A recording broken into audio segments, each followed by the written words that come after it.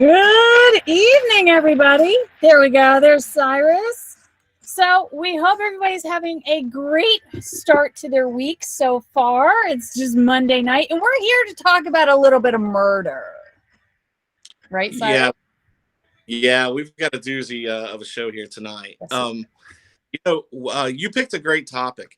A lot of people have, when you think of serial killers, you think about Jeffrey Dahmer, you think about Charles Manson, you may think about Ted Bundy, but no one ever thinks about a guy by the name of Rodney Alcala.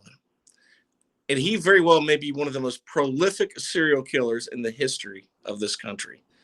And if you've heard of him, you probably have a name, you've heard of him being referred to as the dating game killer, because somehow this psychopath, this animal, managed to work his way onto a TV show, popular TV show in the 70s, and actually win a date. Thankfully, nothing happened. Right. But the lady who won the date had no idea how close she came to being a murder victim, a statistic. So we're going to be talking about the dating game killer tonight. We are talking about a sick and twisted man, just sick and twisted. Like there's no other word that my brain is coming up with at the moment. And, he's still alive. So I was talking to you earlier backstage about how I feel about him still being alive and there being so much press on him as a serial killer. And one of the things that he did, he was a photographer. So one of the things that he did that we will find out later on was discovered, but he would just wander around, take pictures of people. So not to expose too much, but to also preface this, I really have it in my soul to give this creep, this cretin that is still alive in jail, the big F you, is to be posting pictures. And if you happen to maybe look like this person, you have a long lost relative, cousin, something or other, that just went missing, and you happen to see a picture that looks like your loved one, possibly a sister, a brother, because this guy had no limits, they are potentially a victim. And the number is scrolling right down there for the Huntington Police Department, Huntington Beach, California Police Department. They have this case actively open, and they are looking for people that he has murdered, missing people. So now take it away from here. Tell us a little bit more about Rodney, and where should we start? Should I give maybe the family his backstory, or should we go to... do you want to start with like the video of the dating game? Sure. Yeah. Sure.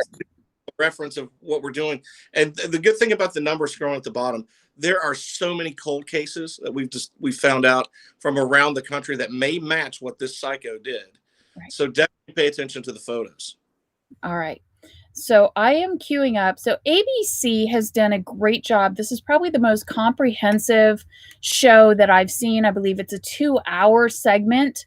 And it's really just...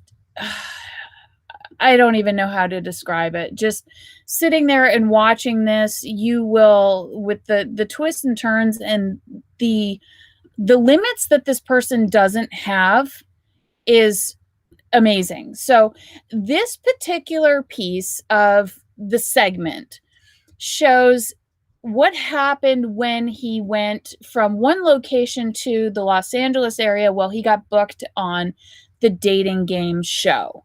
So let's take a watch.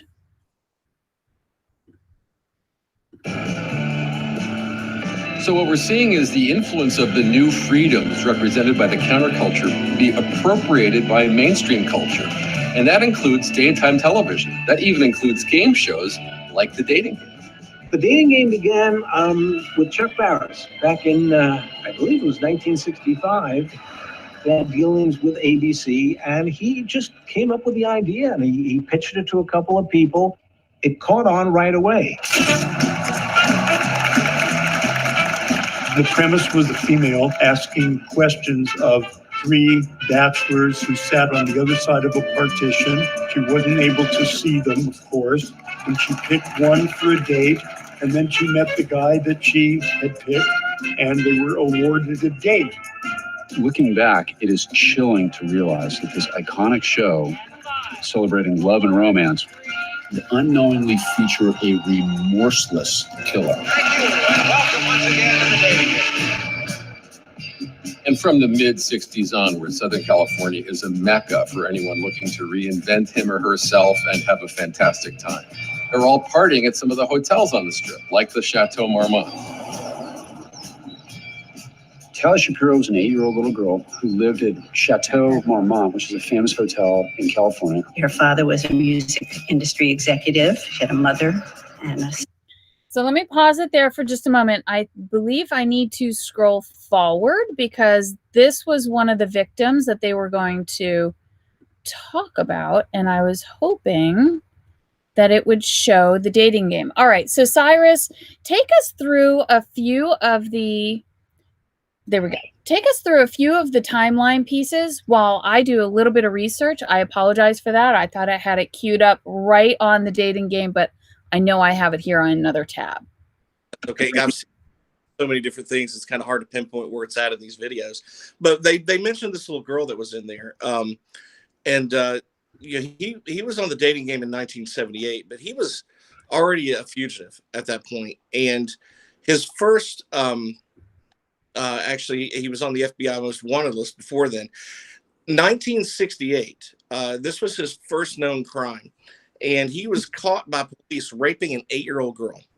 Her name was Tally Shapiro, as you heard mentioned in the video there.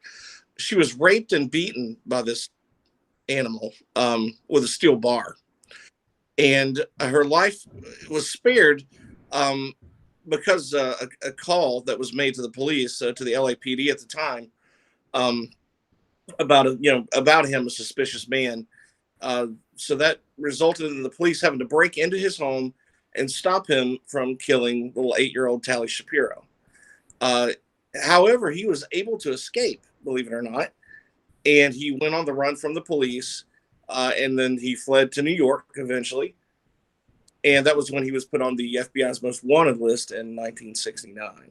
So that was his first offense, raping an 8-year-old girl who would have been a murder victim had someone not seen him pick her up, followed them to where he was at, and then actually phoned the police. And the police got there in the middle of the act. Just disgusting. Yeah. Just who does that? Just disgusting. Part of the research that I found on his early life, and I did find on YouTube, I found the dating game clip. I want to tell everybody, and we're going through a couple of pictures at the moment. These are pictures of cold cases of missing people, and they happen to be photographs that Rodney took. So there again, if you see anyone, you have a resemblance to them. These particular pictures are all from San Antonio, Texas. So these people would have been near the San Antonio, Texas area. Anyway, let's go into the early years for just a moment, and then I'll go to that video of him on the dating game. So it says Rodney Alcala was born Rodrigo Jacques, man, I'm not saying this right, Alcala Bancor, in San Antonio, Texas. And I'm sorry, I totally butchered that name, but I'm also not sorry because he's a PO. He's an hideous person. He was born in 1943, whereas most serial killers suffer childhoods rife with head injuries and beatings and sexual abuse. He did not. He did not have anything dysfunctional except for the fact that his father did leave the family when he was 8 years old. He was popular in school. He had many girlfriends. He was never known to start fires. He didn't wet the bed. He didn't torture animals. Nothing that was indicative that he would just completely snap and start just doing all these disgusting, deplorable things to other human beings, children, young adults, older women, boys. It's just it's just a horrible path that he of hurt that he has created. So he was in the U.S. Army. He was discharged, and this is one thing that I would really love everybody to know before we watch that clip of the dating game, because I believe you can see some of the personality disorder that he has. So in the U.S. Army at age 17, he was discharged because he suffered a nervous breakdown. So within his nervous breakdown, they did, let me hide this for a moment so that you can see us. They did a psychological profile, and the psychological profile from the U.S. Army at that time came back saying antisocial personality disorder. Well, they were kind of close, but there was so much more, right? So later, after he was found to have committed so many of these heinous crimes, he was actually diagnosed with borderline personality disorder and malignant narcissistic personality disorder with psychopathy and sexual sadism comorbidities. And here's the clip. That couldn't have set it up any better, could it? Oh my goodness. All right, let me find the right one. Here we go. Bear with me. Show in streams. All righty. From Hollywood, the dating capital of the world, it's The Dating Game. Here's the star of our show, your host, Jim Lyon. Hey! Thank you. Thank you very much. Thank you. And welcome to The Dating Game. And we'll get right underway. It's time to meet our first three eligible bachelors for game number one. And here they are.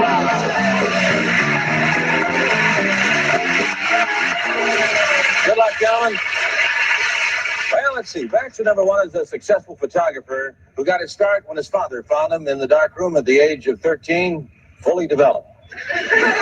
Between takes, he might find him skydiving or motorcycling. Please welcome Rodney Alcala. Rod, welcome. And it's time to meet a young lady for game number one, and here she is. Here is a young lady with a wealth of experience. She once earned a living massaging feet, but she quit when her boss suggested that she work her way up.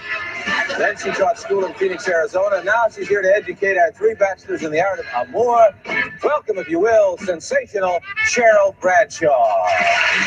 Hello, Cheryl. Don't sit down yet. Just a minute. Want to make sure everything is straight. You relax? You feel okay? All right. You know there are three bachelors over there. There'll be 1, 2, and 3. Ask them anything you like to find out more about them, except their name, age, occupation, or income, okay? And we're going to start by having them say hello to you and see how they sound. Number one, would you say hello to Cheryl, please? We're going to have a great time together, Cheryl. Okay. And here we go. Bachelor number one. Yes. What's your best time? The best time is at night, nighttime, Why do you say that? because that's the only time there is. The only time? What's wrong with morning, afternoon? Well, they're okay, but nighttime's when it really gets good. Then you're really ready. I'm a drama teacher, and I'm going to audition each of you for my private class. Bachelor number one. You're a dirty old man. Take it. Oh, come on, over here. Oh,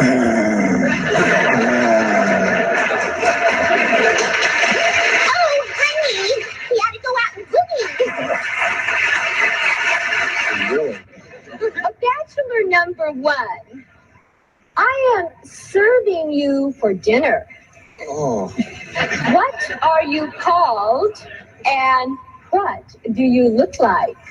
I'm called the banana, and I look really good. Can you be a little more descriptive? Peel me.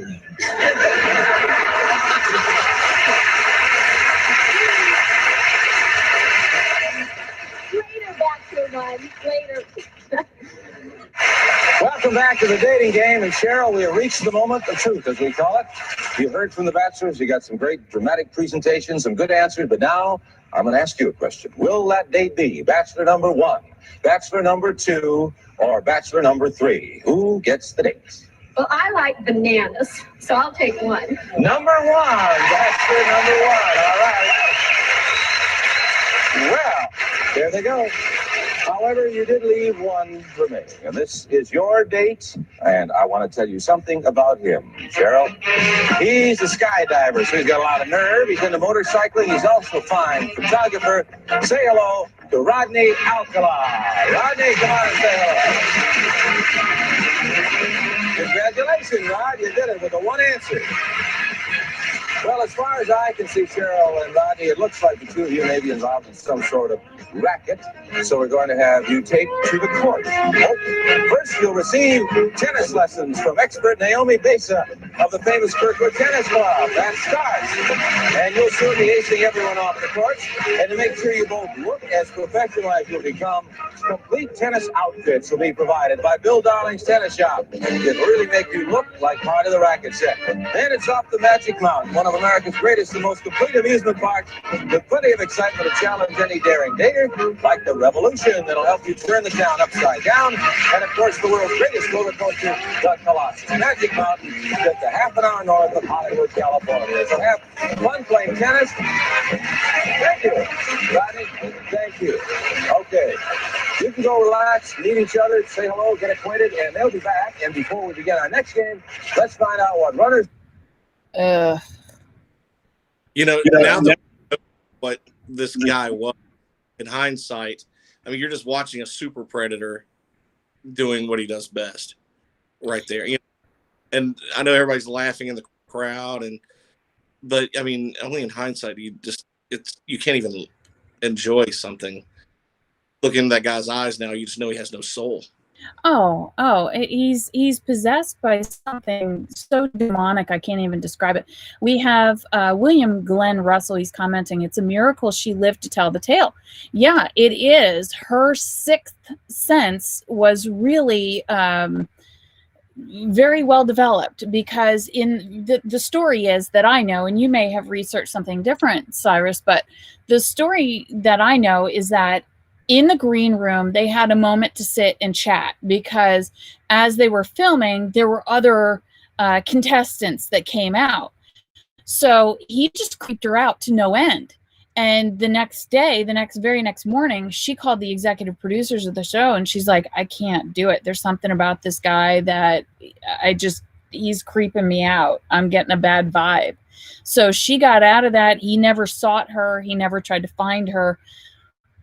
He was already on to his next victim. The one thing that video that I will say really does shine a light on his genius IQ. It is documented that he's got this just genius IQ, and I would tend to agree. I think you can't be a cold killer like that and keep it together to be on live TV. I don't get it. Exactly. I think they said his IQ is something 150, 170, something just way off the charts. So imagine if he was just like a regular guy and not a psychopath. Right. What kind of benefit somebody like that could have been. But no, she was lucky. You're right. She has a sixth sense, because other contestants on there said that he would just creep them out. And then lucky she turned the date down. Because she certainly would have been the next victim. And just going back and listening to that video where he kind of did that growling, whatever, you can almost just imagine how many of his victims did he play around with like that. And I can't even imagine. I mean, in what I researched, he was so sick that he would strangle his victims until they were unconscious, but they weren't dead. And then he would just play with them. He would just torture them until death. And it's just the most gruesome stuff that you could read through. So let's go back to your timeline, because I do want to talk about, we keep saying how gruesome he is, and people are tuning in and watching, and the people that haven't heard of this might be interested to know, how deep does it go? So would you mind running through the timeline for us? let me get into the timeline. Before I jump into the next victim, I did want to just kind of comment that I'm astounded that he got on the dating game. Did they not do background checks on their contestants? Not at that time. No. And you know what? So the executive producers, there was a producer of the show, an executive producer, and they weren't married at the time. They are currently married now. I'm actually not sure if both of them are still alive. But he had said, the executive producer had said that when the casting came through for him, he didn't like him. He said there was something off. He gave him a bad feeling. But she, the producer of the show, she's like, no, he's got a winning smile. He's got a great wit. The women are going to love him on the show. We have to put him on. So he wound up taking her advice, and that's how he got on the show. Wow. Just incredible. Incredible. But I'm guessing after this happened, after he got caught, every game show was probably doing background checks at that point going forward on who they're letting on the air. I would hope. The first victim, let's go. I guess the first victim was in 1971. This is past Talia Shapiro because she lived. The first victim was Cornelia Crilly in June of 1971. Right. She was 23 years old. Her body was found in her New York apartment. Her naked body had been bound and, like you said, strangled with a nylon stocking with something stuck in her mouth to keep her from screaming. One of his signature things that he would do to his victims is he would bite them hard on the breast, leave his mark. That was one of the things he would do. And he would strangle her and then let her pass out and then let her kind of revive a little bit and go do it again, just over and over. And you can just imagine fear in the victim. After the murder, he moved to New Hampshire and under the name of John Berger. Right. And believe it, he worked as a camp counselor until he was recognized by the campers because he was on the FBI's most wanted list.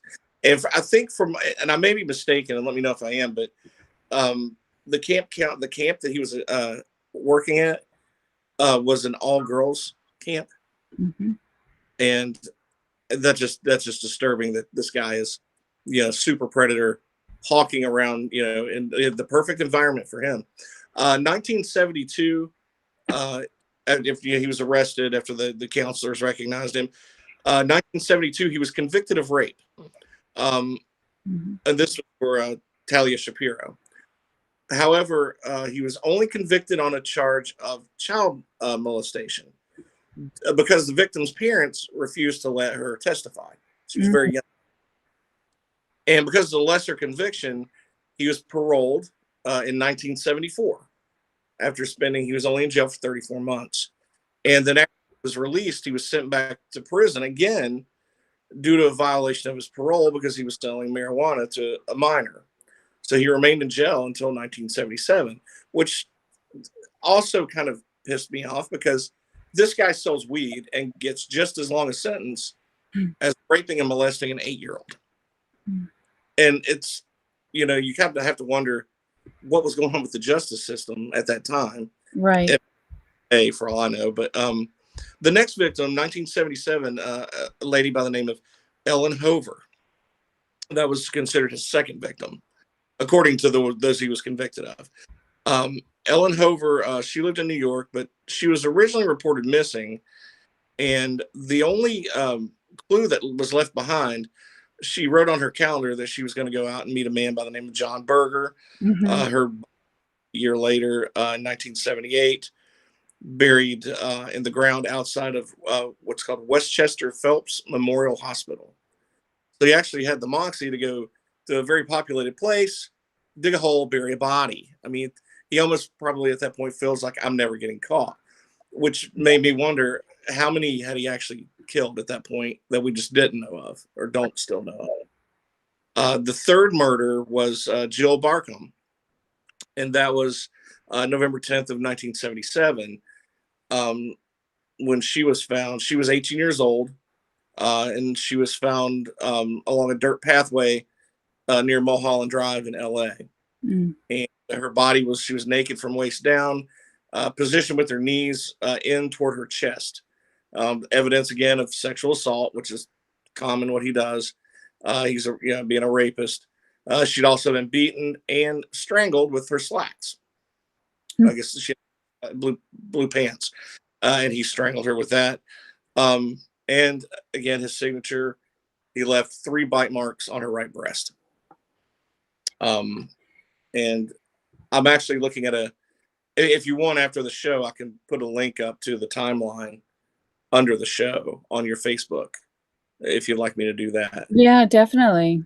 The next one, though, December 16th, 1977, Georgia Wixted. She was 27 years old. She was discovered on the floor nearby to the brass bed of her Malibu studio apartment. Her naked body was bruised and battered in such a manner that it resembled torture more than a beating. To the investigators, it was evident how she was beaten due to the hammer found next to her body. She had been, again, sexually assaulted before being bludgeoned and strangled. And then 1978, you have the dating game appearance. Right. So those are things he did that we know of before the dating game. Mm-hmm. And then when that video came into play. Then after that, the 5th victim was on June 24th of 1978, not long after the filming of this. 32-year-old Charlotte Lamb. She was murdered in the laundry room of a large apartment complex in El Segundo, California. And residents of the apartment complex noted that they had never seen her before. Her naked body was found with her body lying face up, her hands behind her back. She had been sexually assaulted, again strangled, this time with a shoelace. And there's a photo of her. 1979, June 14th, Jill Parento. She was 21 years old and was considered the 6th victim.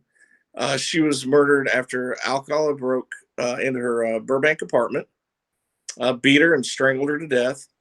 Then he poked inside of her apartment's bedroom, propping it up with the pillows. Again, very narcissistic, it's almost like he just knows he's not going to get caught. He's posing these women. He would take a photograph of them. Right. Yeah. And his 7th and final victim, and this one is, they're all sad and disgusting, but this one is especially sad. Robin Samso, June 20, 1979. She was 12 years old. She had been abducted as she rode a bicycle from Huntington Beach to her ballet practice. Her body was found decomposing, dumped off the Santa Anita Canyon Road around 12 days later. Now, one of the things, he actually approached this young girl and another girl at the park when they were roller skating. I think I read they were roller skating or doing something. And he walked up and asked to take a picture, if he could take pictures. He was a photographer. Right. I assume that was probably a line he used to get in with a lot of attractive young women. Walked up to this 12-year-old girl and this other girl. And the other girl was kind of creeped out. They're like, no. And then one of the adults came over. And I guess he was that remembered this incident and reported to the police. And he was kind of looking away, shying away, didn't want anybody to see his face. And he just kind of scampered off. And, of course, they found this poor little girl 12 days later. Really, I mean, one of the things, I have a niece that's just turned 13.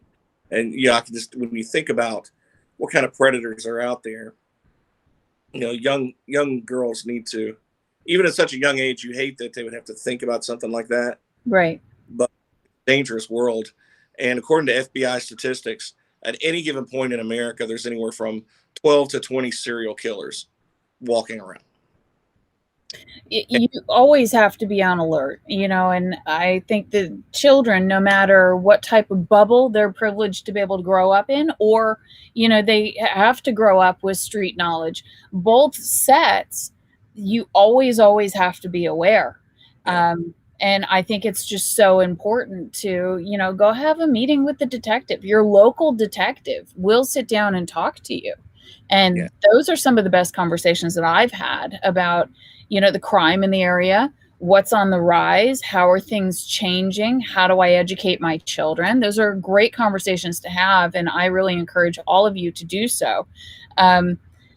So the last victim, from what I was able to research, she somewhat kicked off all of the other women that they could find Alcala being responsible for murdering, and then they just hit the mother lode. So you tell us what the mother lode was. Well, on July 24th of 1979, Rodney was arrested for the murder of Robin Samsoe. He had been reported to authorities because of a police sketch, and people said, yeah, this is the guy. He would later be convicted of murder and then linked to the deaths of Barkham, Lamb, Wickstead, Parenteau due to the DNA evidence that was linked, that they finally, I guess at the time, were able to do more with Robin Samsoe. So I guess the guy, Rodney at the time, I was living with his mother. And when they went to find him and arrest him, they found a receipt at his mother's house for a storage building, I guess he had rented in Washington State. So just for whatever reason, they just call the police there, say, hey, listen, we've got this guy on murder. He's got something, a building up there. He's obviously been all over the place over the years, from one side of the country to the other. And they go up there, and inside of the storage locker, they find, I think you had mentioned the number, 1,700 photos. Yes, it was. So the majority of the 1,700 plus photos that police found in Alcala's storage room were sexually explicit. Same thing as what you had said. He posed each of his killings, and he would use pillows to prop up the chest and have the legs draping down. Some of them were beheaded. It's just beyond sick. But yes, they had found over 1,700 personally taken photos by him. And it wasn't just women, it was young boys too. That was right. Part of the evidence up there. Now, they managed to, according to CBS, this is an article going back to April 12th of 2010 by Carlin Miller. So I'll mention the writer of the article, that they had managed to 21 women identified from his archives. This is in addition to the ones verified that he had already killed. These women, now whether they found the bodies or not, maybe some they haven't. But the scary thing is, a lot of these people were like missing persons, and they don't have any idea where they're at. Right. And now this sicko is not cooperating whatsoever to be linked to any other murders. He'll just sheepishly smile when asked by detectives, or he'll make a comment like, yeah, that was my area. So when they show him a picture of like a landscape or something, he's like, yeah, that was my area. And he would recognize some place, whether it was in Wyoming or California or New Hampshire, New York. He recognized those places. And admitted he operated out of there, but he would not admit to who he killed, nor help them with any of the photographs that they managed to show to him. Right. Yeah, no, he's no help at all. He's really getting a lot of jollies on, the how would you say it? Just the chase. He knows he's being chased, and he knows that they're onto him, but he's not about to say anything about anything. And we're scrolling through all these pictures, and what I find most interesting is that it is said that a lot of the pictures that he did take, they would love to speak to these people if they are still alive, because he was known to just wander. He would wander through San Antonio. He would wander through the beach. Huntington Beach was his place in California, and he would just wander and take pictures of people. And so they want to talk to anybody that they can find that's still alive to connect him to more murders, because they know that, I think you had mentioned 150 murders are suspected. Yeah, that was an interesting thing. I found another documentary on YouTube that was from Discovery ID channel, Investigative Discovery, which I'm addicted to that channel anyway. But this was from 2017, and it was a cold case that a detective was working there in Wyoming, and somehow they had a DNA hit from a killing back in the 70s, late 70s, somewhere around that time frame. So they were working the case of this woman who they never found her murderer, and they actually, after much investigation, actually tied it to Rodney Alcala. And they actually went down to talk to him in prison. They flew out, and of course I remember the detective in the series, the show, saying when he showed the area where they found the body, he was tapping on the table slowly, and then it would get more intense. And he thought the guy was going to start talking, but all he said was, "Yeah, I recognize that area. I operated there too." And he would not admit that he was the one that killed. But they were able to pry some DNA evidence off of the body with today's technology and confirm that it was him. And that was that one that I don't think I recall seeing in the timeline, but this was in Wyoming of all places. And he was actually trying to, he said they were researching cold cases around the country that were similar, that would maybe fit the MO of what he was doing, especially with the bite marks. And he said that it would not surprise him that if he had anywhere from 150 to upwards of 200 victims, which would make the most prolific serial killer, and I think probably in American history. Well, and I think that's what he was going for.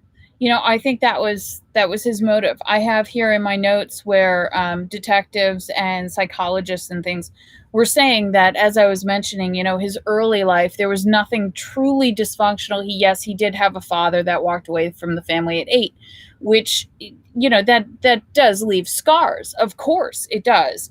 But, it was this excerpt in my research where it says, and this is a quote, "It seems that Rodney Alcala began raping, torturing, and killing women and sometimes little girls for no other reasons than he just wanted to."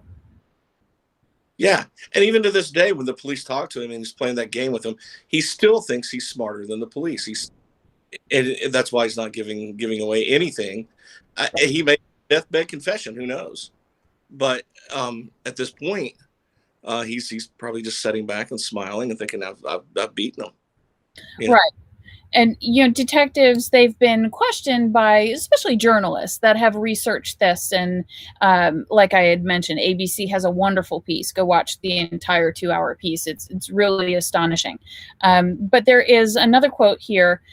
And this comes from, how did he do it? How did he lure everybody in? Well, we had just seen, although there is a degree of creepiness from the dating game video that we saw, I think one-on-one he had to be extremely creepy. But, it says that he had the gift of gab. He could talk to anybody. He could intelligently speak about photography. And here's a picture of what he looked like walking around. So this is advanced photography equipment that he's carrying around. He looks legitimate. Now, of course, with someone with his IQ, with his psychological, how do you want to say, disadvantages of everything that he has medically diagnosed as, which is a multitude of narcissistic disorders. He would have to look real and legit, right? But they said that he had this great smile. He had wholesome look to him. He could talk well to women. He could talk well to girls. And before you know it, these pretty young things wind up, shooting with him privately. And then it's just over. Now you're just baiting his little box and he's just going to play with you until you're dead. Yeah, and no matter what he looked like then, if you see pictures of him now, I mean, he looks like a combination of Mick Jagger meets Gollum from the Hobbit. It's really, he just looks creepy even now with that old, the gray hair that's long and it just looks, yeah. He looks very creepy. And you're right. He does think that he's smarter than everybody else. But his ego did take a hit in 2010. In 2010, he decided to represent himself in court, and he lost. And that was, from what we understand, a big hit to his ego in my research. After that, in 2010, here we are 11 years later. After that, he has become sick. Nobody knows if he's really truly sick or if it's just another game. But apparently, this is from January 8th, 2021, they were going to move him from, he's now on death row in a California state prison. They were going to extradite him out to, I believe, Texas, because so many cases are also proposed out in San Antonio area. And, death row in Texas is a little bit different in my book than death row in California. California has death row, right? They don't execute in California. Correct. So yeah, Texas, they will. In Texas, they will. And then all of a sudden now he's bedridden and he's too sick to be extradited to another state. So don't know exactly how he's getting away with that, but I'm going to call that as BS. Yeah. Yeah. I think you're right there. It's, or if they were to extradite him back to New York, I'm not sure. Does New York still have the death penalty or? I'm not sure that New York does. I know that a lot of the southern states here do. That is a very good question. I'm not sure. If anybody's watching knows, please, comment in. I'm watching all the comments. Thank you, everybody, for watching the show. We have a lot of viewers tonight, Cyrus. We have Ken Dodge. We have my sister, PJ Sloan. We have Jane Bunker is on here. And so many of them are watching. So if you know, please let us know. If you have any additional information from your own research on this, please let us know. We have shown so many of the pictures here. And what are your thoughts, your final thoughts on, man, I don't even know where to go with the line of questioning. There's so many questions. There's family. Yeah, it's this guy's obviously a savage and just one evil POS.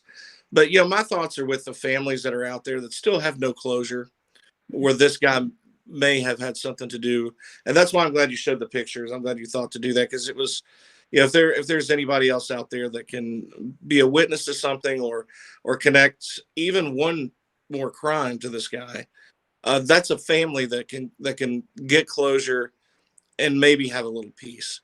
Because there probably is, I cannot imagine how horrible it must be to have lost a loved one in that kind of way, and then know that somebody out there did it and is not paying the price.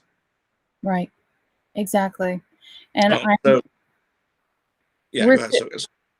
we're showing this little girl, which is, I'm going to say it very lightly. It's quote unquote his final case, which I don't believe was actually his final case.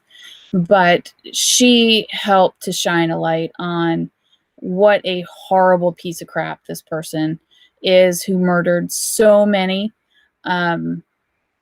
It's just, this is the sketch at the time of him that was seen chatting up his last victim. And it's tragic. I don't wish that on any parent out there. That I don't even know what to say. So if you're a dad out there and you have a teen daughter, it's time to sit down and have a little talk, even if she thinks it's ridiculous. Yeah, it's okay. Let her roll her eyes, but have that talk. That's the picture that you saw was little Robin Samso. Yes. And you just wish she could have made it to ballet practice, And she should. And he was stalking her, because, like you had said, he had talked to her and her little girlfriend a few days earlier. They were roller skating, and then he came back to get her. Yeah. So it's a sad thing, but this monster is in prison. He's going to die there. Yep. It's just the sad thing is you want the families to get the closure that they need and the victims to be identified. Let's find out, we'll probably never know all of them. But as many as we can find out before this psycho kicks the bucket, the better. Yeah, I would agree. That's exactly what my sentiment was as well. We share that sentiment, that I really hope that he dies soon. And And it would kind of be great if he died painfully, because he should. Yeah, it reminds me of how Jeffrey Dahmer went out. Somebody in prison shivved him. There you go.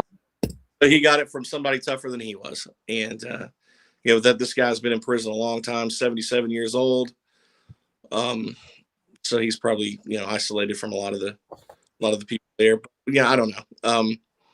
Yeah, it's just a crazy story. You picked a great topic to discuss, Elizabeth. This is, I think, probably something a lot of people had forgotten. And they may have heard, the mention of the dating game killer here and there. But this is what we're dealing with. This is how easily somebody can work their way into a family or into a culture and be a complete sicko.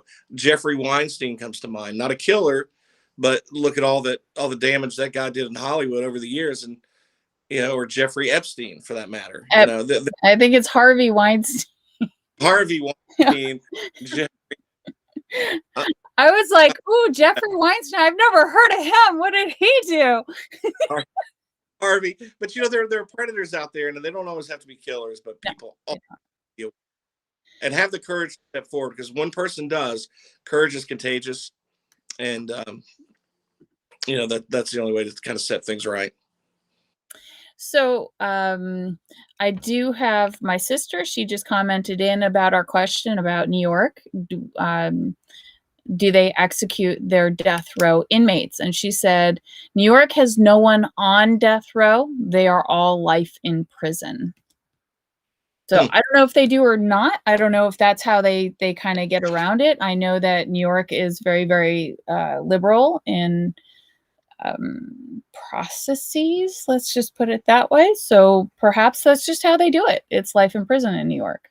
There's an easy way to solve that problem when you have a lot of people on death row. Just have a community pool and then maybe accidentally drop a toaster in. There you go. That solves some problems. But yeah.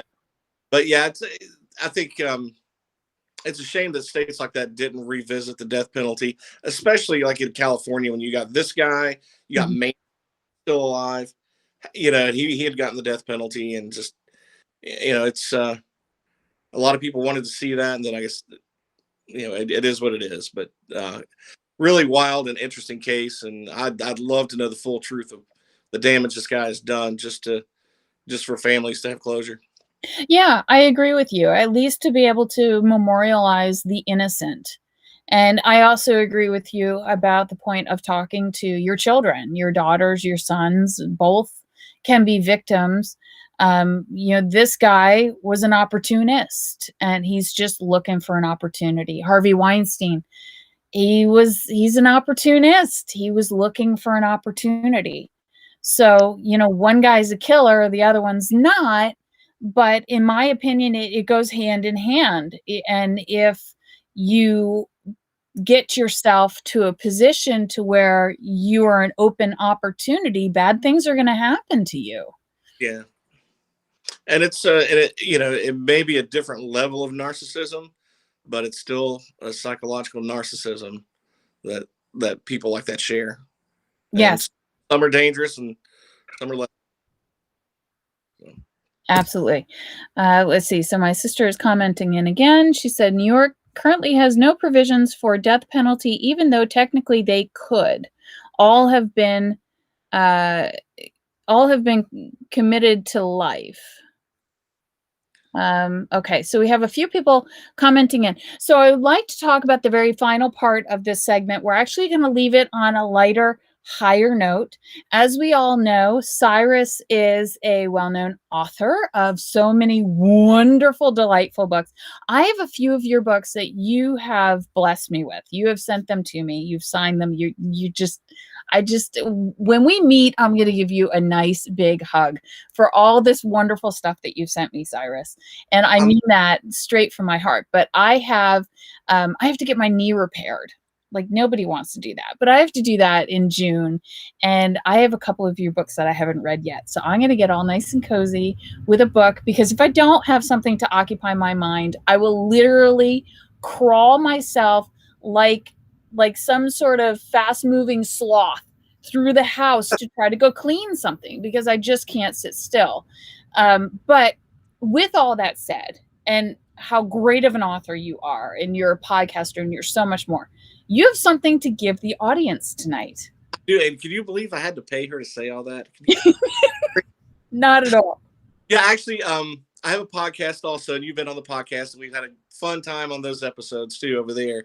And it's called the Gonzo Chronicles, and I named the Gonzo Chronicles after a book series I'm working on, and this is the first book in the series called the Gonzo Chronicles of Barry Dick, Supernatural Sleuth.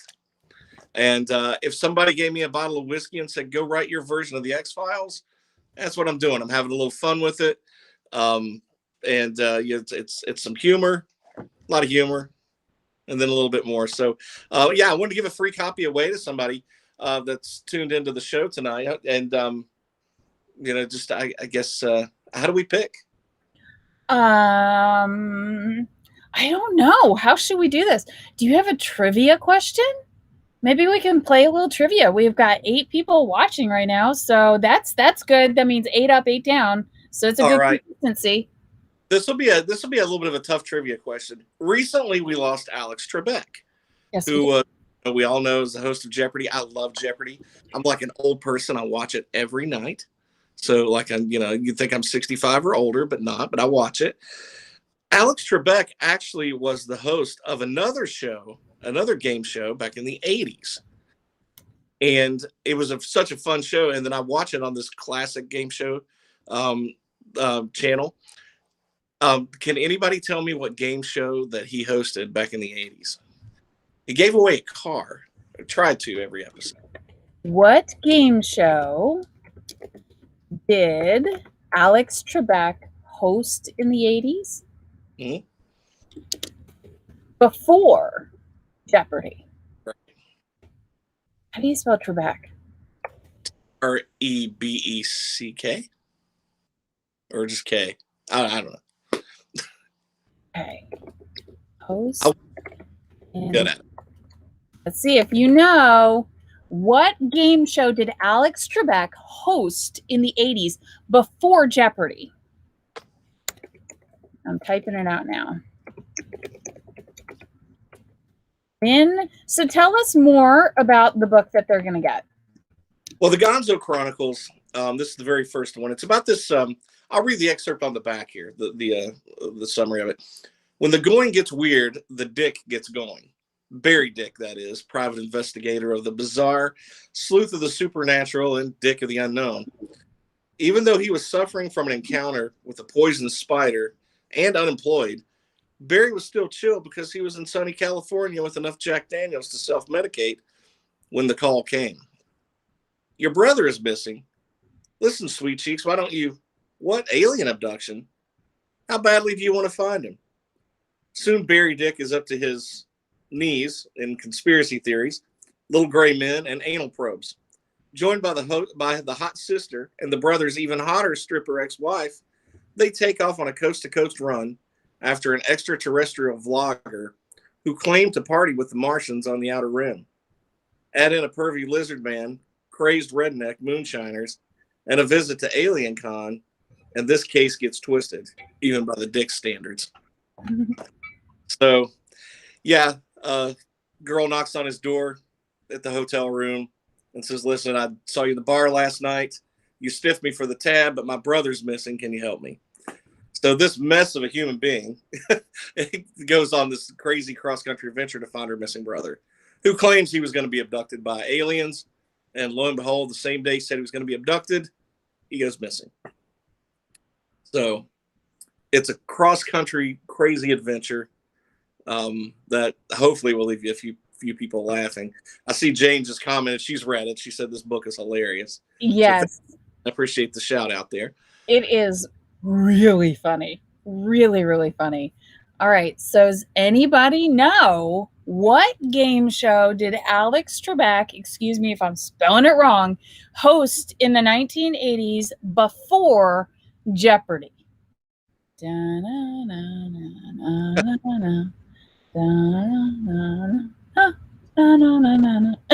anybody know?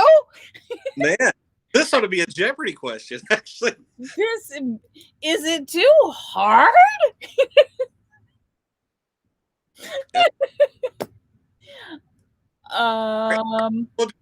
I'll think of a number, and whoever guesses close to it. But I will tell you the name of the show is Classic Concentration. Oh man!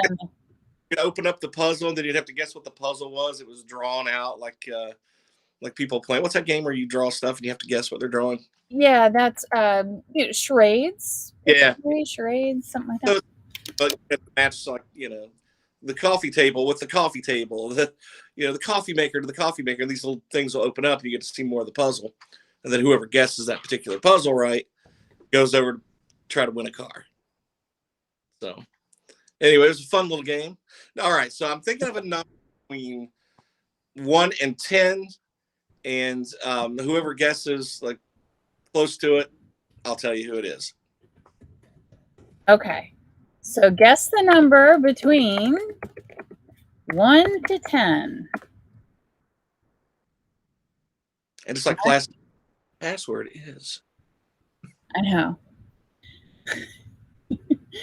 Guess the number between 1 to 10. Anybody? Hit us with a number. Now, see, this is the awkward silence, Cyrus. Yeah, nobody wants to read the book. We have PJ Sloan says 6. PJ Sloan's the only one answering? You can't do it like that. PJ. Didn't you mentally have a number? I did. It was 7, but she got close.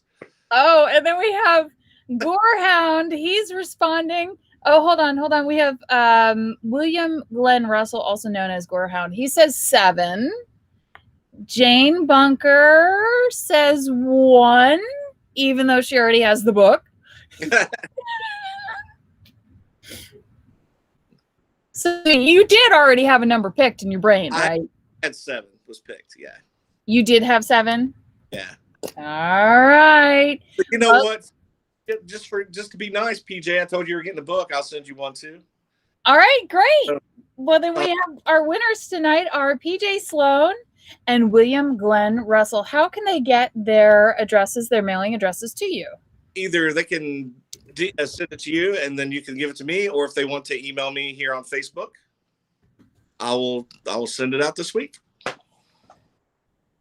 All right, I'm just typing it out here. Hold on, 2 N's and Glenn. Okay, yes, I can absolutely do that. I can reach out to both of them and get their current mailing addresses and send it off to you. So thank you, Cyrus. That was so fun. Yeah, I haven't done an online book giveaway in a while. And what's so awkward is sometimes you'll say, hey, somebody tells me your favorite show, what your favorite movie was you've watched in the last year.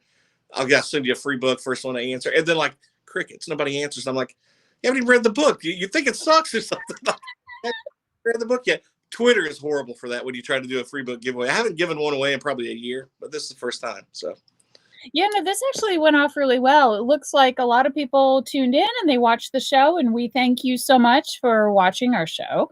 We have a lot of fun doing the research, a lot of fun trying to figure out who and what we're going to talk about. So we'll have to pick another Monday, Cyrus, and do another one in June. Let's do it. I'm in. Do you have any oddities out there of murders or mysteries that you would like to maybe look into? Maybe possible show ideas for June?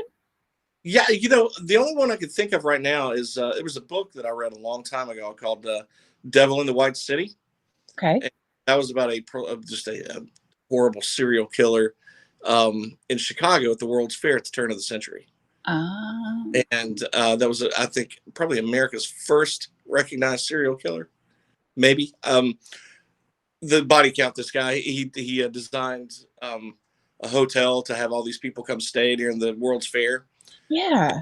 He had a body chute. He would drop them. He had secret compartments in the walls. He could drop people from the room where he would kill them at down. It's creepy, to say the least. That's just one thing I have in mind. And but no, I've heard about him. I've done research on him. What was his name? Any other time I would know, but it escapes me right now. Maybe listening knows. All right. Well, that's a good idea. Another one that I thought was really, and they're so common, but the Black Dahlia. There was a really great book that was written called Black Dahlia Adventure. and by Officer Hodel, who claimed his father was actually the Black Dahlia killer, and he had killed many more. Now, ironically, the cop Hodel traces back to our topic tonight because he was one of the investigators in L.A. that was investigating one of the murders that Alcala did. Oh, you're kidding. He was there when they were able to do the arrest.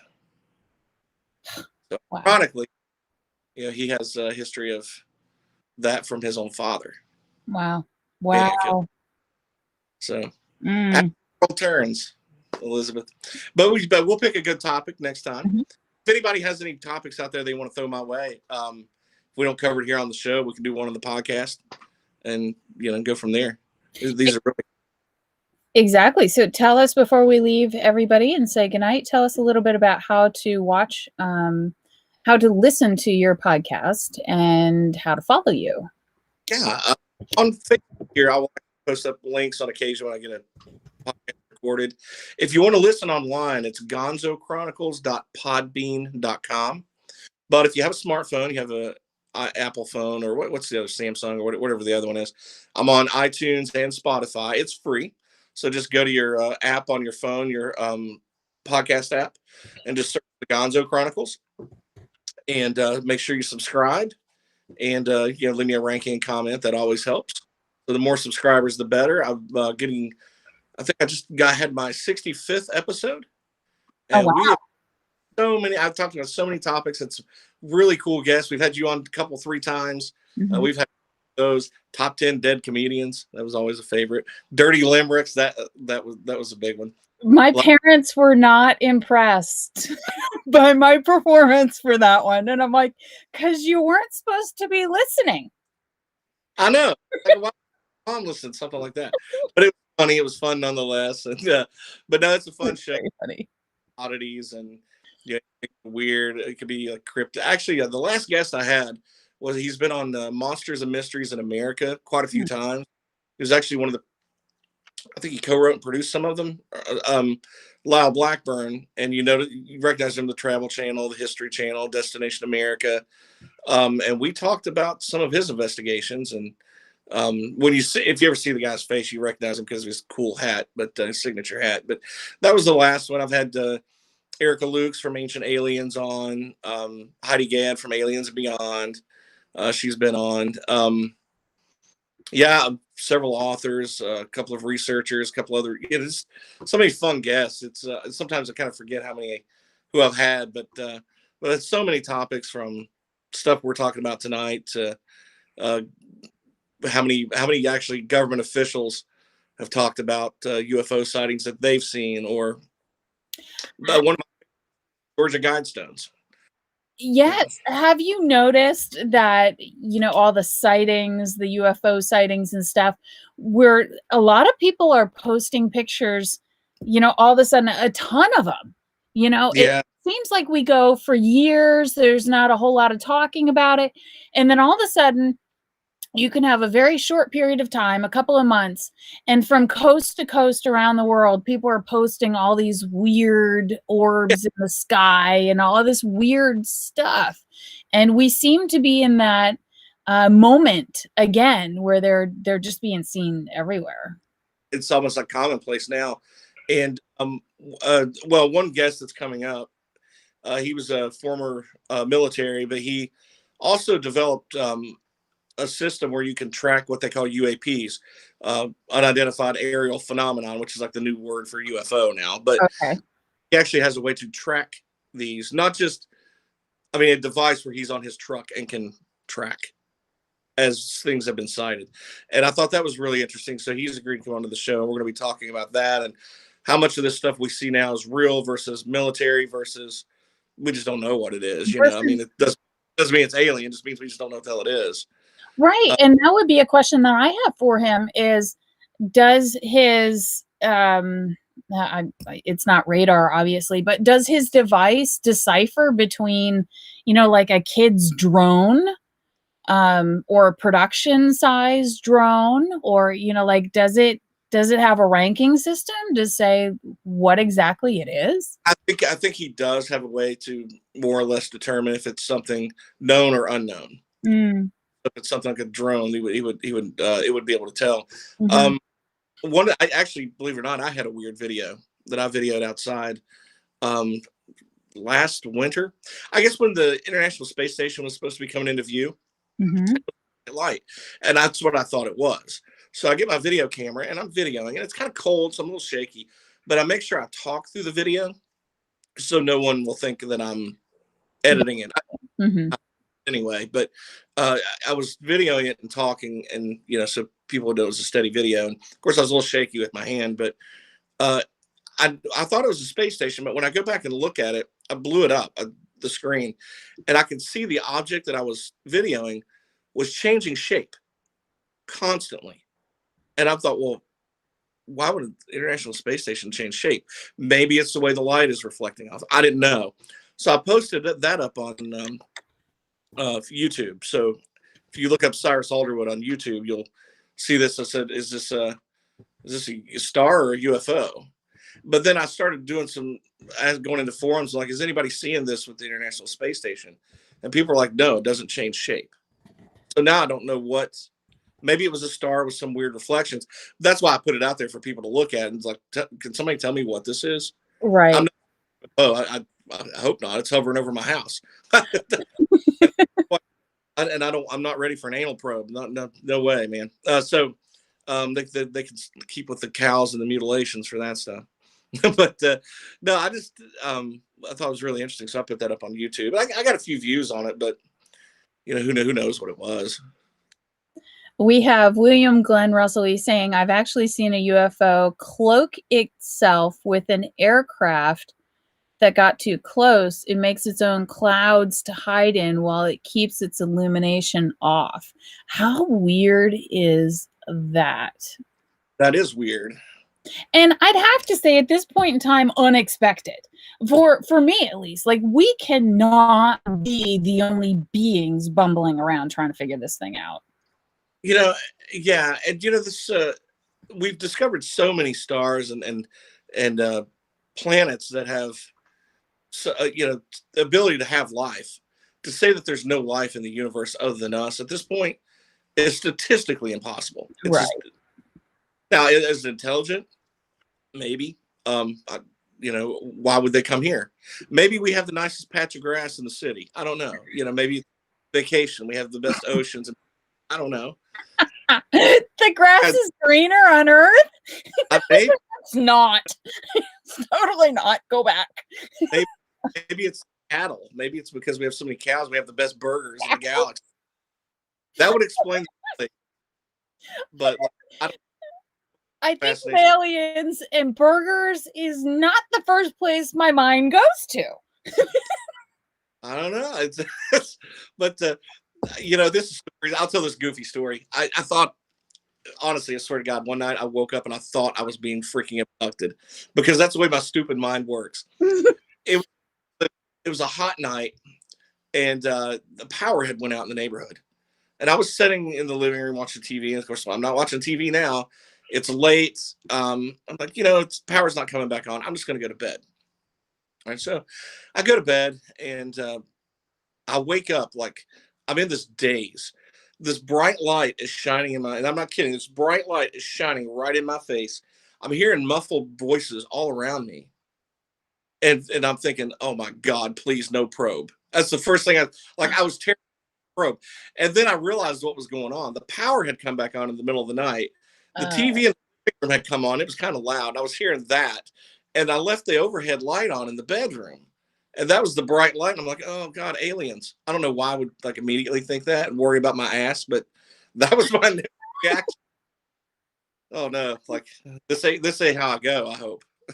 Wow. I've never been startled awake to think that I was in the middle of an alien abduction, but I have gone to sleep worrying about an alien impregnation because of several movies that are out there. And it just seems like all these creepy, weird alien movies, they would come on, TV, because of course they were old as all hell.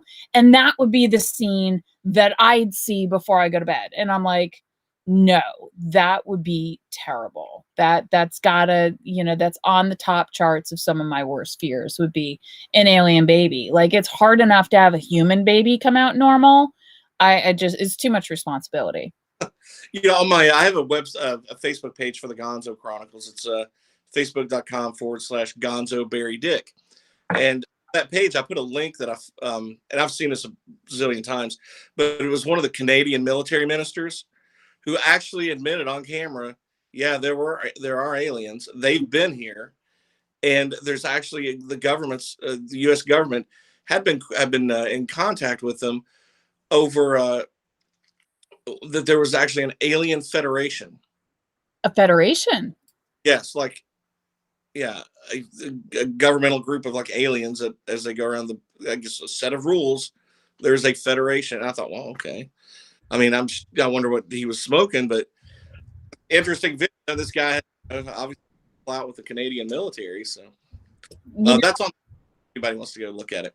I'm going to be up late tonight on Facebook because after these shows, I can never, ever go to sleep. And I will be cruising through the groups looking for Alien Federation or, some sort of council group that I can join because I'm very curious. I think watch Invaders from Mars now, and or what was that? Invasion of the Body Snatchers, that one from the 70s. Since we're all in the 70s. The one with Sutherland, what's his name? Donald. Yeah, Donald. I'd hate to have a name like Donald. I just don't like that name. Like I feel like people call you a duck all the time. They probably call you duck all the time. But yeah, but no, this is a great show. I look forward to doing the one next month. We'll come up with something. If anybody has any suggestions, I'm all ears too. And, yeah, definitely. Well, thank you everybody for watching. This has been a really fun show. It's always so fun to get on here and chat with you, Cyrus. You're so easy to talk to, and you have a wealth of information in that noggin of yours, which is what makes you such a phenomenal podcaster as well as writer. So thank you so much for giving away not one, but 2 books on the show. Yeah, and guys, if you like the books, jump on Amazon and just leave me a ranking and comment. Those always help. If the book sucks, just don't tell anybody. Okay. All right. Cool. Deal.